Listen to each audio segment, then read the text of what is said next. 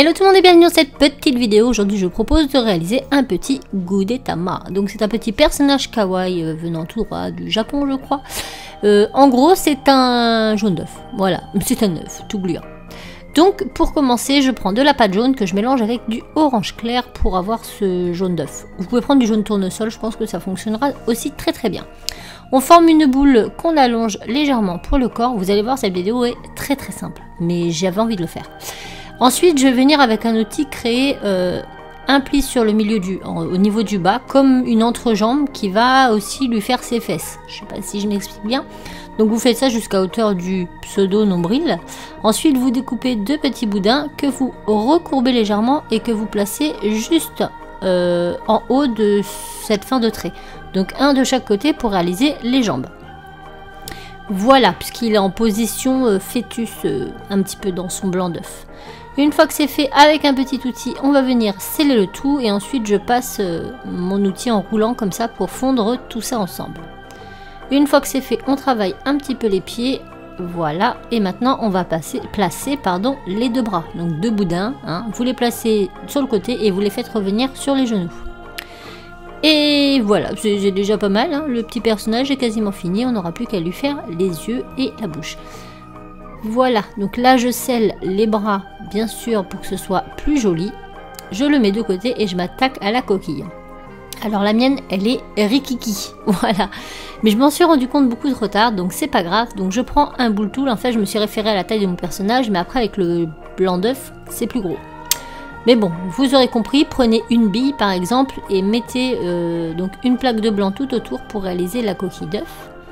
Voilà, une fois que c'est fait, donc on coupe en biseau comme ça tous les bords. On fait ça tout du long. Et quand on aura terminé, on va placer tout ça au four. Moi je place mon outil avec, c'est un outil qui passe au four. Si vous avez une bille, ça passe au four également.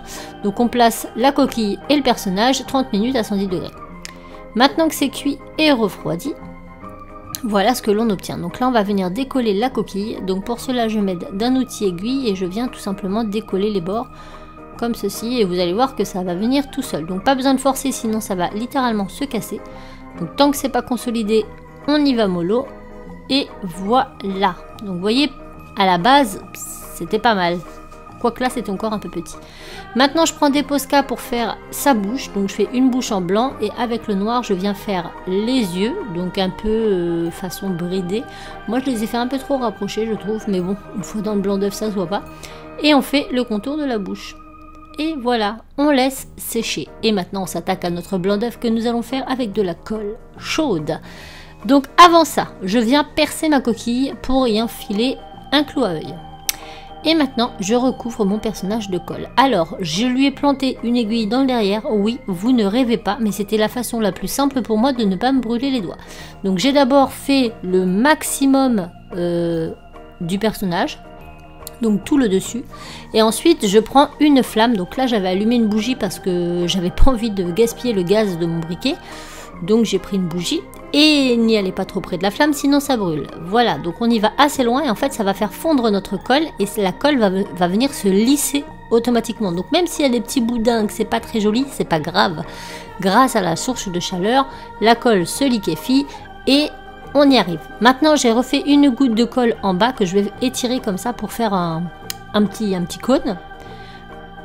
Maintenant, on va venir mettre de la colle dans notre coquille, ce qui va la consolider. Et on va mettre ceci sur la pointe que l'on a fait. Et on va attendre que ça refroidisse. Donc, c'est pas évident.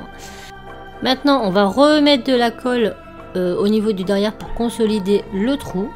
Donc, on comble bien. Et ensuite, on va réutiliser une source de chaleur pour lisser tout ça. Donc là, on le met en position comme ça, debout, coquille en haut. Comme ça, la colle, elle va légèrement couler vers le bas et ça va donner donc justement cet amas de blanc d'œuf en dessous le personnage. Donc, on prend notre temps et puis on lisse tranquillement. Une fois que c'est fait et refroidi, on n'a plus qu'à vernir. Et voilà, je pense que c'est fait. Donc voilà ce que l'on obtient, je trouve ça plutôt rigolo. Bon, j'ai un petit trou au niveau du bras, mais ça c'est pas très grave puisqu'un coup de briquet et c'est reparti. Donc n'hésitez pas à liker si vous avez aimé, à vous abonner également et à me dire en commentaire ce que vous en pensez. Je vous fais plein de bisous et je vous dis à très bientôt. Ciao!